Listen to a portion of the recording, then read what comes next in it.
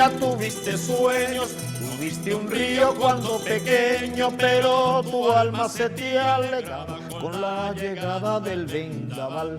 Huella cansada tienen sus pasos, pero aunque el río sea muy manso, poquito a poco se enfrenta al mar. Vuelve a tu canto de turulpial, José el Cardonal, que hay semerucos allá en el cerro y un canto hermoso para cantar, que hay semerucos allá en el cerro y ya la gente empezó a sembrar. Sol colorado, viento del este. Definitivamente escuchar a la primera es alimento para el alma. Cuán importante es alimentar el alma, Dios mío santo. Te pido perdón, Padre, por tantas cosas. Y al mismo tiempo me ilumines y me sigas guiando, ¿no? Bolívar dijo, mis angustias vivirán en el futuro. Y aquí la cargamos en el alma, seguimos estudiando. Una batalla compleja en medio de una crisis global del mundo, pero con una conducta, decía yo hace tras cámara, con una conducta recurrente, permanente.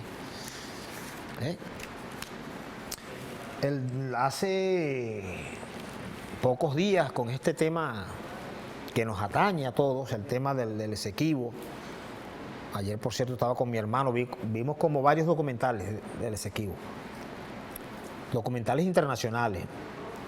Por cierto, hoy traigo una sorpresa de uno de esos documentales que hizo un compañero mexicano, se llama Alex Tienda. Muchos los conocen, ¿no? Este joven, bueno, ha recorrido muchos países haciendo documentales, empapándose de la historia, un gran trabajo. Nosotros seguimos, y decía yo que recientemente, con el tema de nuestro Esequibo, de esta batalla que nos corresponde en este momento, nos correspondió pues dar, que además bien orgulloso porque seguimos indagando, que además yo diría, Alex Tienda va a Guyana a hacer el documental, que además hay un odio terrible, ojalá los que puedan verlo, los invito, contra los venezolanos, ¿no? Y hay una propaganda. Bueno, si nosotros arrancamos ahorita la campaña, me siento Polido, de Venezuela toda, Guyana la tiene, además infundada, sin fundamento alguno, y además malintencionada. Yo escuché en el documental, lo invito para que lo vean, a un guyanés, estaba ahí cerca del Esequibo, de los que van en la lancha allí, ¿no? Seguramente sus padres de ese querido compañero fueron esclavos de esos imperios, del imperio británico, del imperio francés, en fin, de aquellos que se repartieron África y se repartieron el mundo. Se repartieron África y se repartieron el mundo. Y en pleno siglo XXI pretenden seguir con esa conducta. Aquí está, y decía yo esto porque me encontré allí con uno de mis maestros, mi general de división Fran Zurita, su pasión. Él mostró algunos elementos de este libro, ¿no?, de Atilio Borón, que me regaló, por cierto, un capitán que trabajó conmigo aquí. Se llama Premio Libertador del Pensamiento Crítico, Atilio Borón, América Latina en la geopolítica del imperialismo. En ese programa estuvimos hablando de la geopolítica de Nicolás Spinman, considerado el padre de la geopolítica norteamericana en la era moderna, ¿no? Y decíamos que Nicolás Spinman se nutrió mucho de Mahan, uno de los teóricos de la geopolítica británica, que hablaba del dominio del mar. Decía, quien domina el mar, domina el mundo, todos los pasos, los estrechos. Y aparte que me dijo que me volviera a leer este libro, mi general Zurita me mostró allí una carta de Thomas Jefferson al presidente, ¿no?, Monroe. Aquí está, véalo aquí. Carta de Thomas Jefferson a John Monroe, el de la doctrina Monroe. Ahí está. Y aquí yo soñé eso, para este programa que vamos a desarrollar hoy, para identificar al enemigo con el tema del Esequibo, que además traje parte del documental que hace el compañero, ¿no? Aquí está también otro elemento que, viendo documentales, investigando, porque además este joven que fue para allá y investigó, realmente la República Cooperativa de Guyana no tiene argumentos ni históricos ni legales.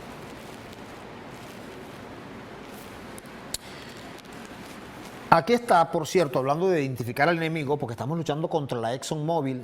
Hemos visto declaraciones de la jefe del Comando Sur, la cantidad de recursos, tenemos que poseer, eso nos pertenece por derecho divino y todo lo demás. Sabemos que detrás de todo esto está la ExxonMobil.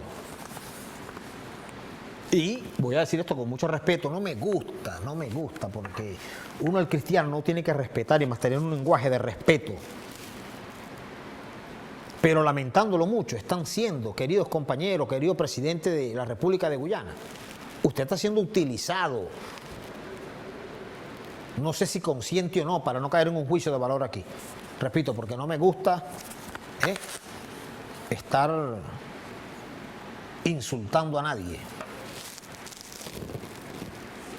Pero yo no sé si inocente o no, lo dejo a la duda, para no caer en ese análisis. Y engañando a un pueblo sembrado de odio contra el pueblo venezolano. Que si somos unos asesinos, que si le vamos a cortar el cuello. Vean el documental. Aquí está una demanda, este es histórico también, vente para acá mi querido compañero, yo sé que la letra está muy pequeña, ¿no? Esta es una demanda que introduce Nicaragua en la Corte Internacional de Justicia, demanda presentada por Nicaragua el 19 de abril de 1984. En la guerra civil nicaragüense, los contras financiados por los Estados Unidos. Ahí está la historia. Entonces los Estados Unidos, queridos compañeros, miren lo irónico de la vida, pues. Lo irónico de la vida. Respuesta del gobierno de Estados Unidos ante la demanda. Primero, aquí está la demanda, ¿no? Dice, el 19 de abril de 1984, el gobierno de Nicaragua solicitó abrir un proceso judicial contra los Estados Unidos por actividades violatorias del derecho internacional en su contra. Se dictaron medidas de provisiones de protección, especialmente que la Corte ordenara el cese inmediato de todo apoyo de los Estados Unidos a los contras. La petición fundada por Nicaragua fue que la Corte declarase ilegales todas las actividades encubiertas patrocinadas por el gobierno de los Estados Unidos para contribuir al derrocamiento del gobierno nicaragüense. Y continúa la demanda con todo lo que ahí se demostró. Bueno, miren la respuesta de los Estados Unidos, compañeros. Aquí está la respuesta de los Estados Unidos. Aquí está, compañeros. Esto es público. Investiguen, sencillito, en internet, se mete y va a ver allí cuáles fueron los argumentos de los Estados Unidos. Miren los argumentos de los Estados Unidos, querido pueblo venezolano, para que sepa contra quién luchamos. Lo ha dicho el comandante presidente, luego en enero serán las elecciones para el 2024, no sabemos para qué fecha las elecciones, y ahí usted decidirá por quién votar. Pero el tema que nos atañe ahí es el tema de nuestra tierra, que nos robaron. Pero aquí está la respuesta de los Estados Unidos, repito, para irnos al video rápidamente. Dice, ¿no? El gobierno de los Estados Unidos rehusó, óigase bien, ante la demanda que puso Nicaragua. El gobierno de los Estados Unidos rehusó participar en la fase de evaluación de los méritos del caso. Sin embargo, la Corte decidió que la negativa de este gobierno no le impedía fallar en el caso, pero debía hacerlo, dice los Estados Unidos, respetando el artículo 56. Dice, mire, usted tiene que respetar el artículo 53, le dice los Estados Unidos a la Corte Internacional de Justicia en esta demanda del estatuto, donde se prevé la situación de que las partes no comparezcan por el principio básico de igualdad entre las partes. La Corte debe asegurar que los Estados Unidos no se beneficiarán de su incompetencia. La Corte también rechazó la defensa del gobierno estadounidense, argumentando que sus condiciones continúan en defensa legítima y colectiva. O sea, los Estados Unidos le dijo a la Corte, mire, si usted quiere, emita su fallo. Pero nosotros no nos pegamos a ese fallo. ¿Por qué? Porque usted está violando el artículo 53 que dice que las partes ambas deben comparecer. Y yo no estoy compareciendo ante la Corte. El gobierno estadounidense argumenta que dentro de su demanda, que el Estado de Nicaragua depende de la Carta de las Naciones Unidas y la Carta de las Naciones de los Estados Americanos. Ambas son tratados multilaterales con más de una parte que han firmado y rectificado el mismo. Por ende, los Estados Unidos aludía que en el caso de una violación de cualquier disposición de estos tratados multilaterales serían esenciales a los miembros del tratado en parte. Es decir, los Estados Unidos le dicen, mire, usted de la Corte Interamericana de Justicia no tiene jurisdicción sobre este caso. ¿Por qué? Porque quien tiene jurisdicción en este caso, le dice a los Estados Unidos, a la Corte Internacional de Justicia, son los tratados que Nicaragua y yo hemos firmado. La Carta de las Naciones Unidas, la OEA. Es decir, nosotros tenemos nuestros asuntos para resolver los casos. No eres tú. Además, yo no he comparecido ante la Corte. Así que yo no me apego a sus argumentos. No, usted no es quien para decidir. Aquí termina diciendo, ¿Ve? Esta postura fue empleada por el gobierno en defensa, alegando que debido a que no se estaban presentando todos los miembros que ratificaran la carta como parte, la Corte carecía de jurisdicción en el caso presente. No sé si puedes verlo aquí. Ponlo aquí en la parte final, donde él dice que la Corte no, porque las partes no comparecieron, las dos partes, y por lo tanto carecía de argumentos para decidir en el caso. Ahí está, compañero. Ahí está. Mira, aquí está, ¿ves? Que ratifican la carta como partes. La Corte carecía de jurisdicción en el caso presentado, en el caso presente.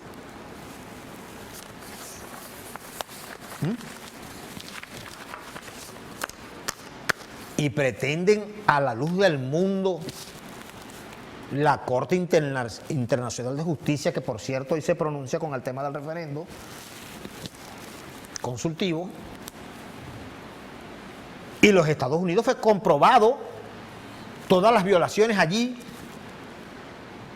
y dijo yo no, usted no es quien, pues le dijo a la Corte de los Estados Unidos, los bravucones, que hoy son los que incitan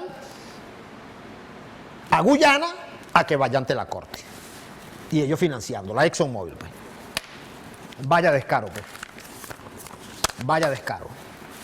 Miren, vamos a presentar este primer video de este compañero Alex Tienda, que hace este hermoso documental, así como muchos documentales que hay.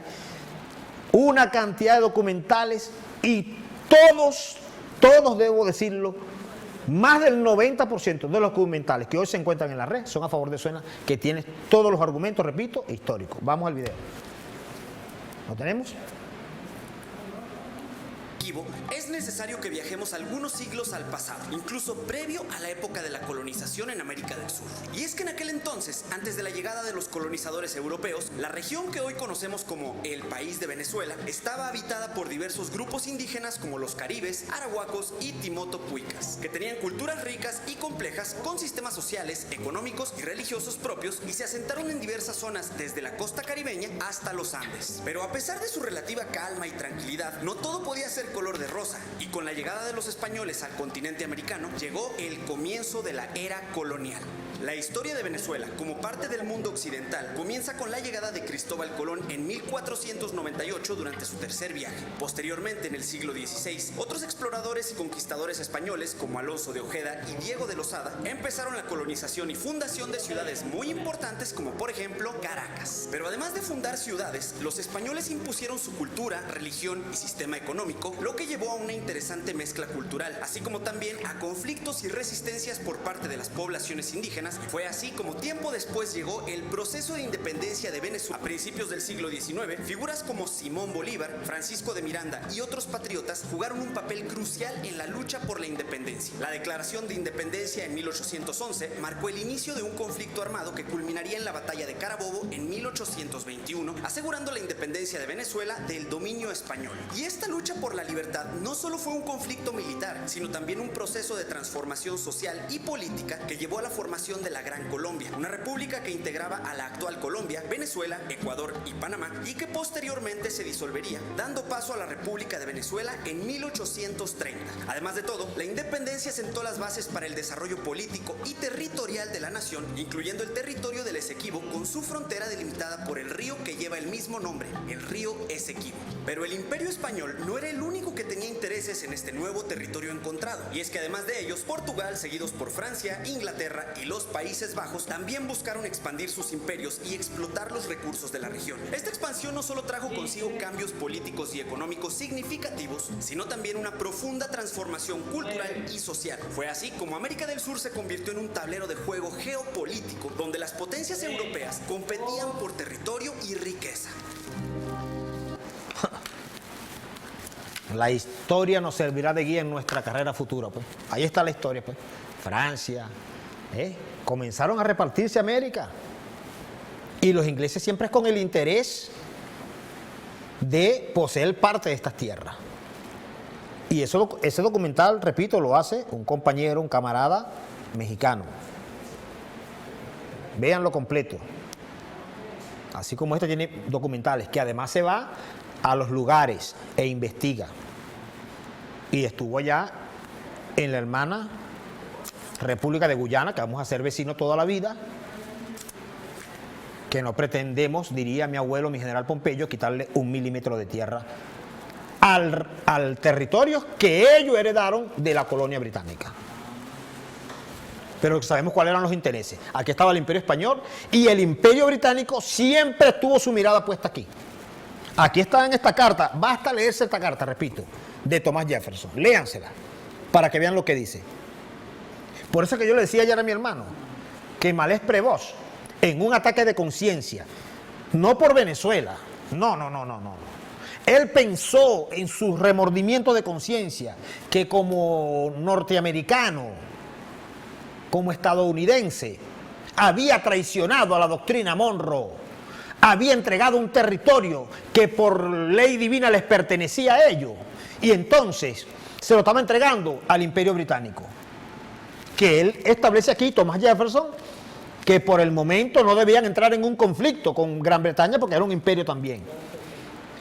Y por lo tanto, estas colonias deberían permanecer en territorio o en manos del Imperio Español, que después ellos... Por eso es que no, cuando el Imperio Británico le propone dividirse al territorio venezolano, ellos no aceptan. Eso fue un ataque de conciencia de este señor Malés Prevost. Gracias a ese ataque de conciencia, pensando él que estaba entregando territorio no que les pertenecía, repito, por ley divina,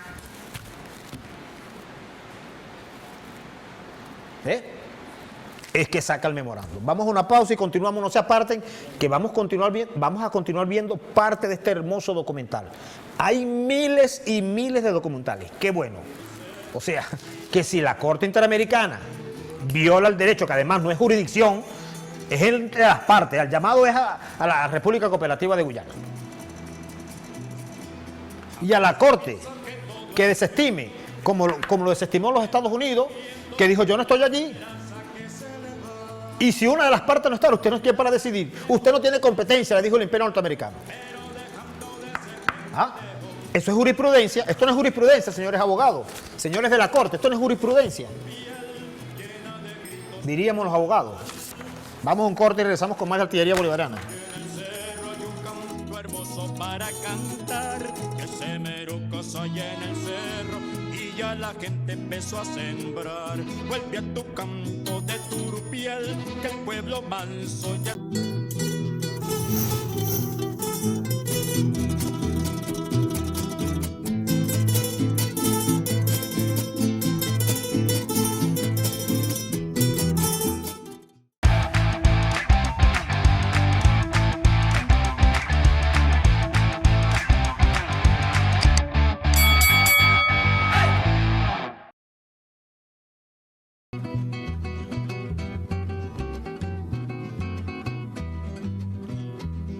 Dispersos los hombros, dispersos corazones, las Luchas, es pertinente. Disquemos las razones, juntemos nuestras manos, patria lo reclama, la lucha es de todo el que la quiere liberada, la lucha es de todo el que la quiere liberada. ¿Por qué no unirnos y por qué si ya se unieron el fusil y el evangelio en las manos de Camilo? ¿Por qué no unirnos y gritamos como hermanos? Patria que está herida, por la patria la que amamos. Pregunto, ¿por qué no nos unimos? Solos alegramos a nuestros enemigos. ¿Por qué nos empeñamos en aislar nuestras luchas? Las luchas que nos deben llevar a la victoria final. Pertinente esa canción, ¿no? Las luchas que nos deben... Pregunto, ¿por qué no unirnos y luchamos como hermanos por la patria que está herida, por la patria la que amamos? Unirnos, viva Libia, viva el Chema, agarrados de la mano. Pregunto, Ali, ¿por qué no nos unimos? Y gritamos como hermanos. La lucha de los imperios y sus heces es la misma avaricia, es la misma avaricia, es la misma avaricia, es la misma doble moral. Aquí está, repito, así yo estoy seguro que si seguimos buscando, diríamos los abogados, jurisprudencia, aquí está la demanda. Había que preguntarle a la Corte Interamericana si obligó a los Estados Unidos. No, los Estados Unidos dijo, no, usted no tiene competencia aquí, compañero. Nosotros tenemos nuestro mecanismo. Es lo que le dice los Estados Unidos a la Corte Internacional de Justicia, 1984, diría un viejo amigo del campo, eso fue ayer mismito, pues. 1984, chico. Y le dijo, no, usted no es. Nosotros hemos firmado tratados y tenemos los mecanismos necesarios, le dijo los Estados Unidos a la Corte Internacional para resolver nuestra controversia. Entonces, porque nosotros convocamos constitucionalmente, como manda nuestra Constitución, en su artículo 71, en referéndum consultivo, para consultarle a nuestro pueblo, algo inédito además, tienen una alaraca por allá. Bueno, revisemos la historia. Revísenla. Al imperio no le gusta mucho que revisemos la historia. Sigamos viendo parte del documental, por favor, que hace este querido compañero.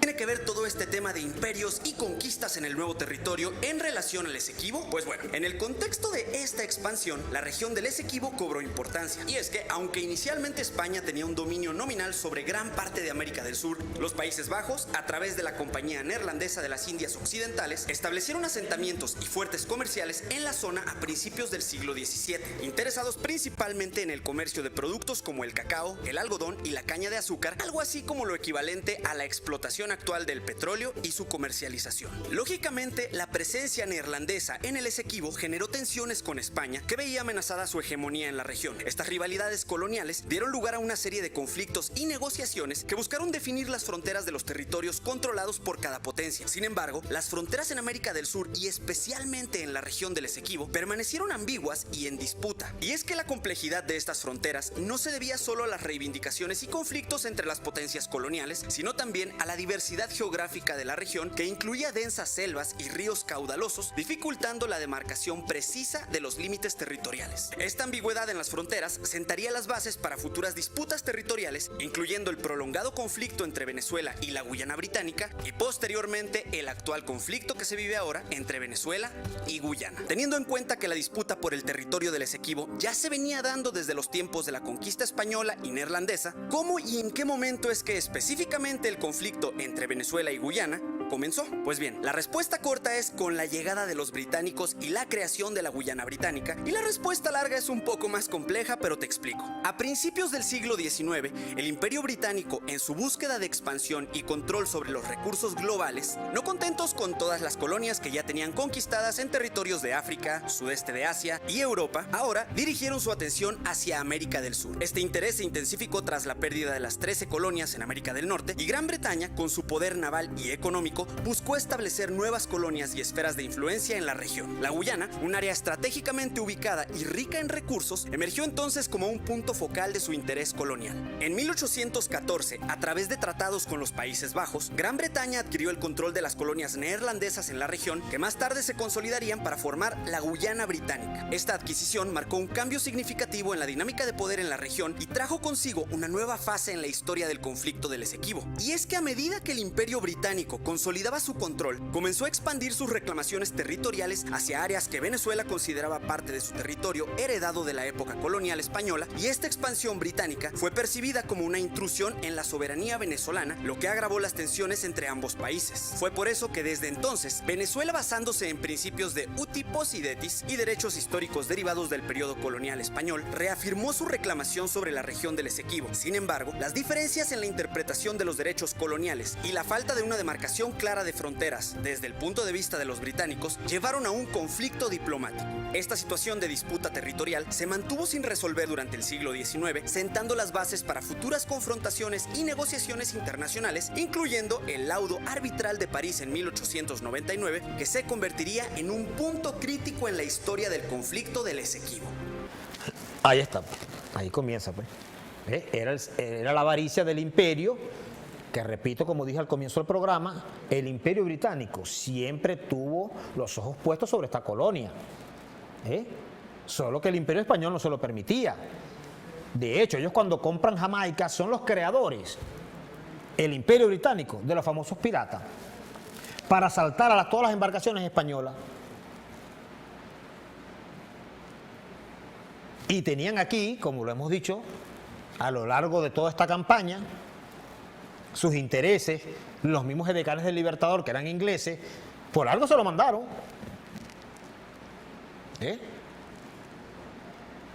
Con la famosa supuesta ayuda, ¿no? Era que querían estas tierras. Pusieron sus ojos en América del Sur, sedienta también de los recursos naturales. Y es así como comienza a expandirse. Mire, vamos a pasar de inmediatamente, querido compañero director, el otro video.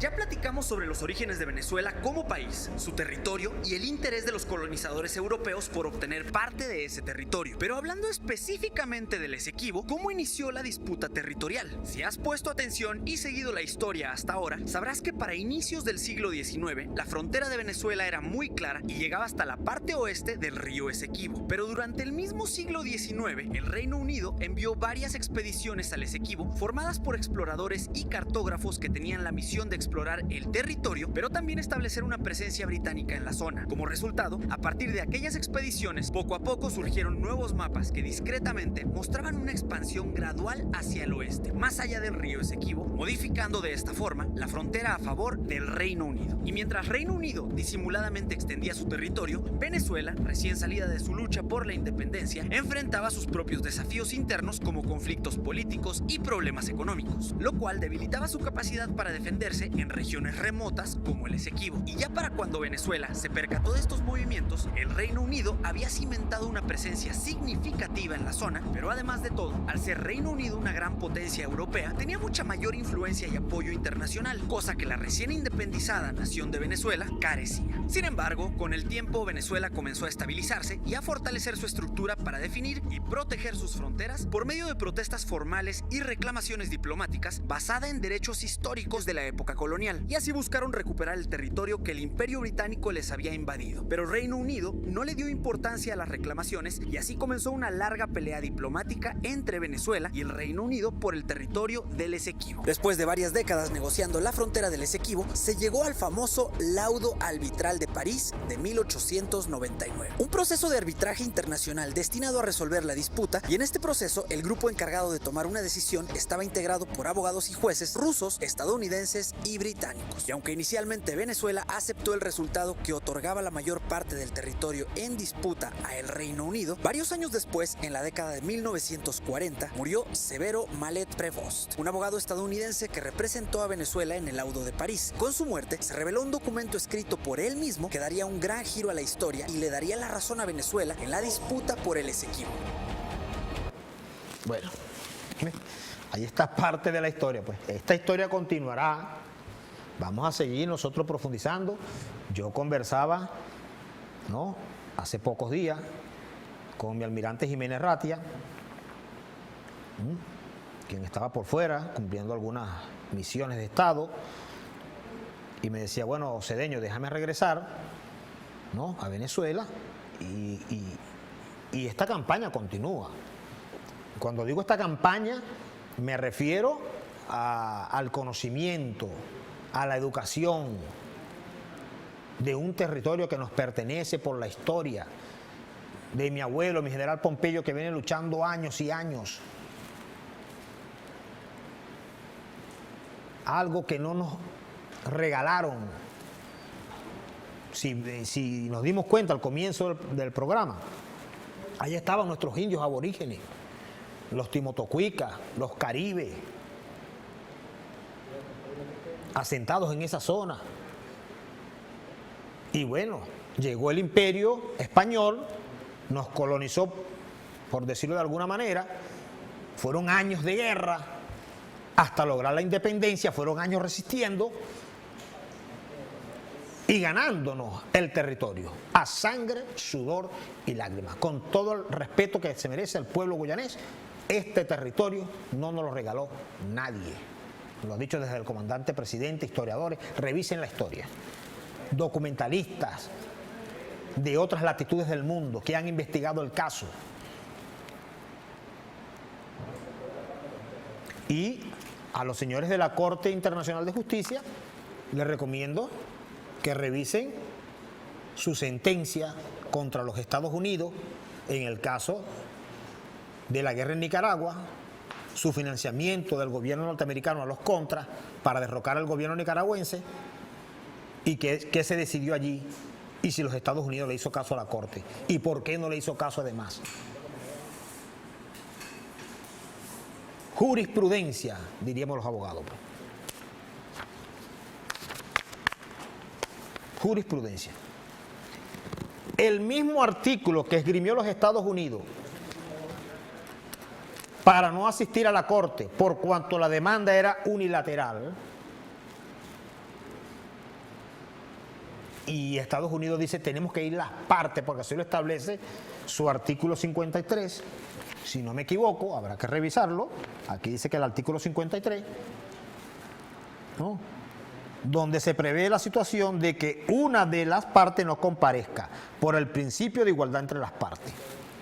O sea, hay una violación cuando una de las partes no comparece, dice, ¿no?, los estatutos de la Corte Internacional de Justicia, que no haya el principio de la igualdad, y por lo tanto tienen que ser las partes las dos de mutuo acuerdo vayan ante la Corte. ¿Listo? ¿O es que usted va a violar sus propios estatutos, sus propios principios, el principio de igualdad entre las partes? Además, ante, bueno, un caso público, notorio, juzgado ya, como es el laudo arbitral de París, que todos sabemos que es nulo e írrito. Ahí está la carta de Malés Prevost.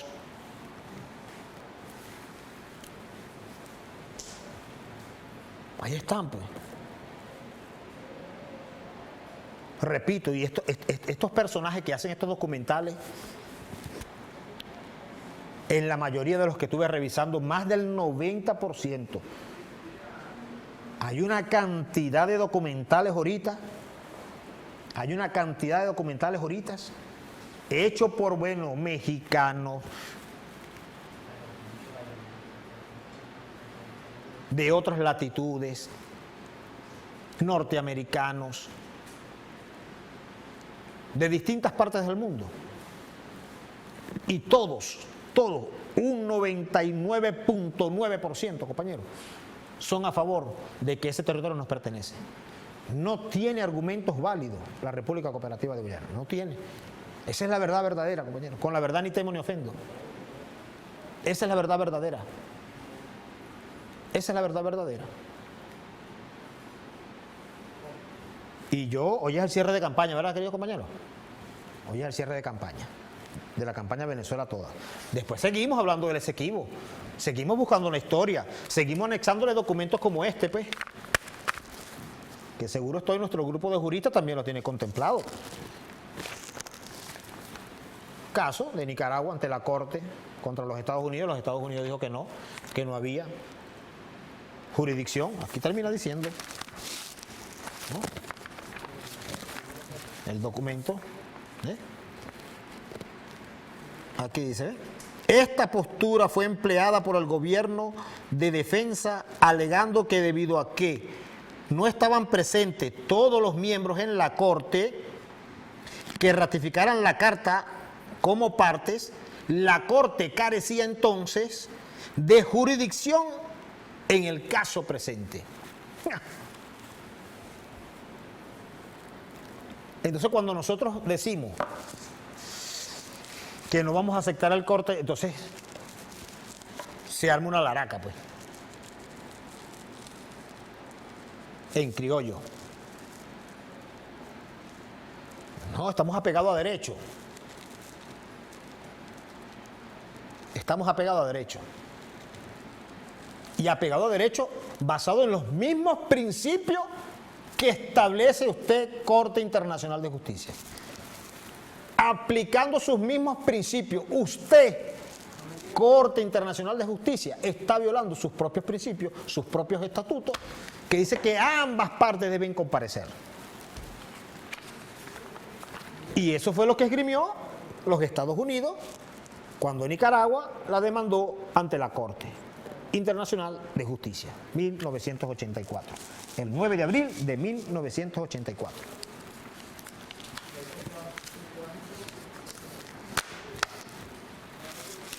En 1984. Nosotros vamos a continuar con más de esta historia, miren, ¿no? A veces yo digo que cuando se habla de este ejército, cuando uno habla del ejército venezolano, de lo aguerrido, de lo valiente que es nuestro ejército, pudiera parecer aquellos que dicen en términos criollos, cada pulpero alaba su queso. Pero resulta que hay pruebas fehacientes de lo aguerrido que es el ejército venezolano. Porque están las memorias, como siempre lo digo yo, de Pablo Morillo, que escribió sus memorias, que le mandaba parte a la reina, describiendo al ejército bolivariano. Y diciéndole, mire, ustedes me engañaron, le escribe. Eso lo hemos pasado por aquí por TV Fan. Ustedes me engañaron, esto no es un grupo de cobardes, es un grupo aguerrido. Y termina diciendo aquella frase común, conocida por todos: deme un paje y 100 llaneros y le conquisto Europa, se lo pongo a sus pies. Termina diciendo aquello. En las memorias de Pablo Morillo, no lo dice un venezolano, lo dice un pacificador que estuvo en las guerras de Napoleón y vino para acá el gran pacificador Pablo Morillo a pacificar aquí a los revoltosos y se encontró con un ejército aguerrido. Ojo, nosotros no queremos guerra. Lo hemos dicho, somos un pueblo de paz, Si hemos salido a otras latitudes a llevar paz, es a llevar libertad a esta América, a nuestra América. La Confederación de Estados que planteó en el Congreso Tectónico de Panamá Bolívar, una confederación de Estados para ser fuertes, unidos. Pero Estados Unidos nos dividió para dominarnos. A veces hay que repetir la historia. Yo voy a leer este libro otra vez. Me encontré con mi general Zurita y mi general Zurita me dijo, léelo otra vez, léelo, vuélvelo a leer, Cedeño. Aquí está. Conocer las posturas, las políticas. Además de otros teóricos, de la geopolítica, además de otros teóricos, de la geopolítica imperial. Y vaya que nosotros hemos estudiado geopolítica, ¿verdad? Desde Mackinder y otros grandes teóricos. Mahan, y por eso el Imperio Británico desarrolla aquella poderosa armada británica y se apodera de todos los puertos. Por eso que él establece aquí, Thomas Jefferson, voy a leerlo rapidito, donde él dice que hay que apoderarse de Cuba.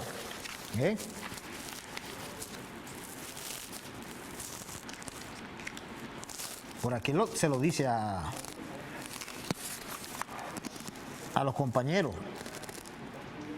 Miren lo que él dice aquí, Thomas Jefferson, en la carta. Pero tenemos que preguntarnos una cuestión. ¿Deseamos adquirir para nuestra confederación una o más de las provincias españolas? Dice Thomas Jefferson en la carta que le envía a John Monroe, ¿no? Y dice, yo confieso honestamente que siempre he admirado a Cuba como la adicción más interesante que podría hacerse a nuestro sistema de estados. El control que junto con la Florida, esta isla nos daría sobre el Golfo de México y los países del istmo que le rodean, así como todas las aguas que fluyen. Ahí llenaría la medida de nuestro bienestar político. Y por eso ellos se inmiscuyen, explotan el mining en Cuba y entran en la guerra de independencia cubana y terminan quedándose con Guantánamo. Por eso la dominación del Caribe, lo dice Adam Smith. Hay que seguir revisando la historia.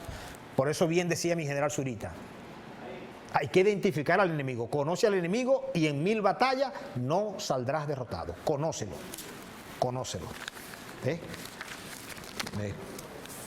¿No? Pero es la pasión patria a veces, ¿verdad? Es la pasión patria que nos envuelve, el fuego sagrado que nos envuelve a todos.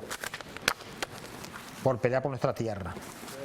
Así que bueno, como buen alumno, mi general Fran Zurita, salí nuevamente a seguir estudiando, a seguir repasando, a seguir leyendo, a seguir escudriñando, empapándome para las batallas que nos corresponda dar. Desde el punto de vista comunicacional y desde todos los ámbitos que nos corresponda para defender esta tierra sagrada, como diría mi comandante Chávez. Y luego los problemas internos, diría el comandante presidente Nicolás Maduro, lo arreglaremos después. Pero ahorita es tiempo de unidad, es tiempo de unión, es tiempo de unirnos en torno a un objetivo como Cantarale Primera. ¿Por qué no unirnos? ¿Por qué, si ya se unieron el fusil y el evangelio en las manos de Camilo? ¿Por qué no unirnos y gritamos como hermanos? ¿Por qué no unirnos? Pregunto, ¿por qué nos dividimos? Decía la Primera. Si solo alegramos a nuestros enemigos, ¿por qué nos empeñamos en aislar nuestras luchas? Las luchas que nos deben llevar a la victoria final. Con esto cierro, las luchas que nos deben llevar a la victoria final. Nos despedimos y vamos a despedirnos con Miguelito Díaz. Yo vengo de aquella tierra, yo vengo de esta tierra donde el sol brilla distinto, donde la sabana es verde y el camino es parejito, donde en la mañana se oyen conciertos de pajaritos y la gaita y el joropo son los ritmos más bonitos. Nos despedimos. Miguelito Díaz.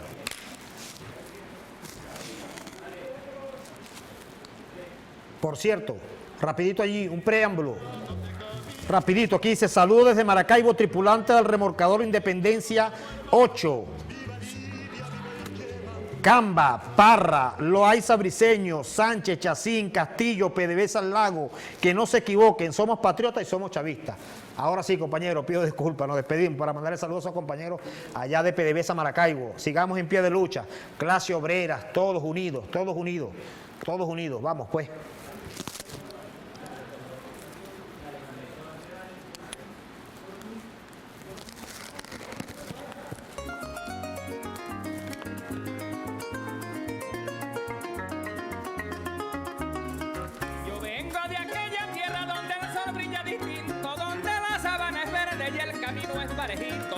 En la mañana se oyen conciertos de pajaritos y el joropo con la gaita son los ritmos favoritos. Mi tierra es la obra perfecta que me dio mi Dios bendito, la tierra del chicharrón, cachapa y cochino frito. Tierra de mujeres bellas como muy pocas he visto, es que por donde las busquen cumplen con los requisitos. La tierra del pabellón, cachapa y cochino frito, la arepa y la carne para y el sancocho de curito. Por eso vine a decirles que está comprobado y escrito que mi patria Venezuela es el país más bonito.